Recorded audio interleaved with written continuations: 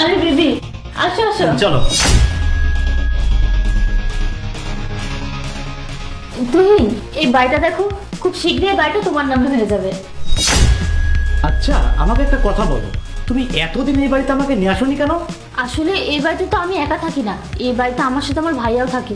এখন যদি আমি তোমাকে এই বাড়িতে নিয়ে আসি তাহলে তো ভাইয়া জেনে যাবে যে তুমি আমার বয়ফ্রেন্ড। ও আচ্ছা। আসলে ভাইয়া কিছুদিনের জন্য অফিসের কাছে বাইরে গিয়েছে, তো তাই তোমাকে এনেছি। ভাইয়া? তার মানে অপু এতদিন ধরে আমাকে ঠকাচ্ছিল? ছি ছি ছি ছি, নিজের স্বামীকে ভাইয়া পরিচয় দিচ্ছে। তোমার ভাইয়া কতদিন পরে বাড়িতে আসবে? ভাইয়া তো 1 সপ্তাহ পর বাড়িতে আসবে, ততদিন শুধু তুমি আর আমি এই বাড়িতে থাকবো।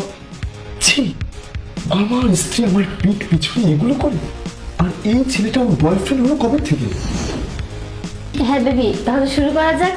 হ্যাঁ শুরু তো করবোই, তার আগে তুমি একটু ফ্রেশ হয়ে এসো। হ্যাঁ এটা তুমি ঠিক বলেছো। আচ্ছা তুমি এখানে বসো, আমি এক্ষুনি আসছি। ঠিক আছে।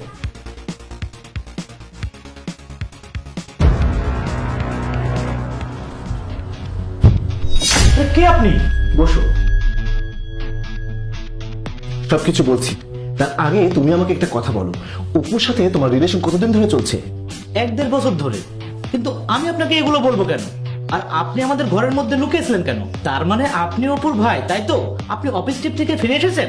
ভালো হলো ভাইয়া আপনার সঙ্গে দেখা হয়ে গিয়ে। আমি আপনাকে কিছু বলতে চাই, আমি আপনার বোনকে অনেক ভালোবাসি।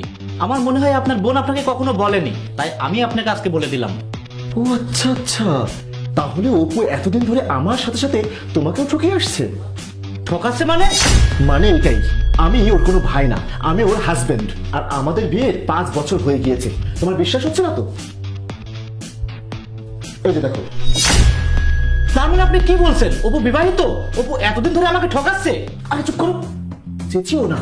ও যদি এখনই বাথরুম থেকে ফিরে আসে তাহলে ও কথা ঘুরিয়ে নেবে, তোমাকে আর চিনবেই না, তোমাকে অস্বীকার করবে। শোনো, তুমি শুধু আমার সাথে থাকো, আজকে ওকে হাতে নাতে ধরবো। আরে আমি তো প্রথমে ভেবেছিলাম যে এখানে তোমার দোষ আছে, কিন্তু না, পরে অপুর কথা শুনে আমি বুঝতে পেরেছি এখানে তোমার কোনো দোষ নেই। আমি বুঝতে পেরেছি তুমি কিছুই জানো না, এখানে অপুর দোষটাই বেশি। শোনো, তুমি যেখানে বসেছিলে, যেটা যেমন ভাবে চলছিল তেমন ভাবে চলুক। আমি দরজার আড়ালে লুকিয়ে সবকিছু দেখতে চাই যে অপু আর কত নিচে নামতে পারে, ঠিক আছে? বেবি এই দেখো আমি চলে এসেছি, এখন শুরু করা যাক। 1 মিনিট দাঁড়াও। অপু, আমার কেন জানি মনে হচ্ছে তুমি আমার থেকে কিছু লুকাচ্ছ। আমি তোমার থেকে কি লুকাবো? আমার যেটা বলা ছিল আমি তো তোমাকে সেটা বলেই দিয়েছি।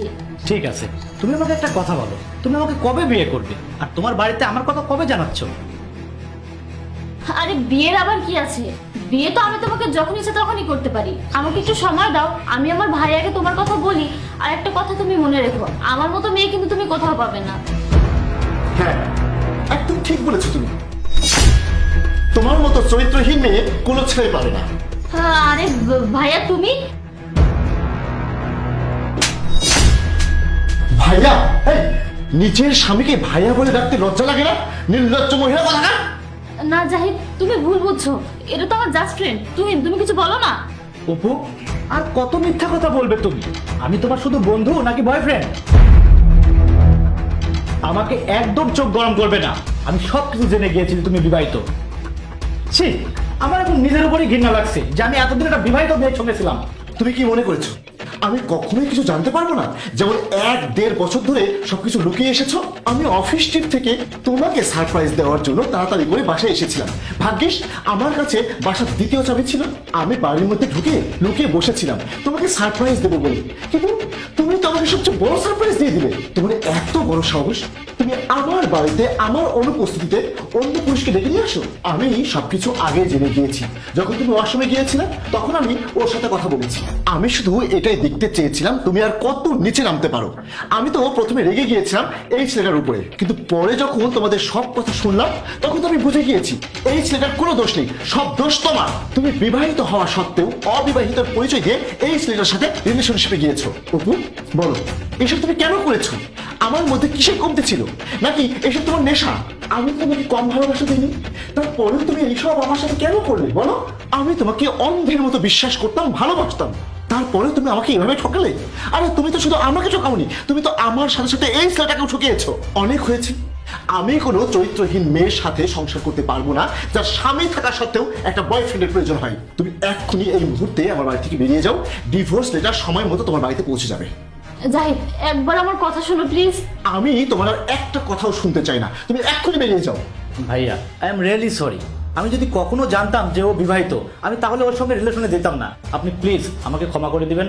না না ভাই, তোমাকে ক্ষমা চাইতে হবে না। আমার নিজের দই যখন টক, তখন আমি কিভাবে কাকে দোষ দেবো? কি ব্যাপার, বেরিয়ে আছো কেন? যাও।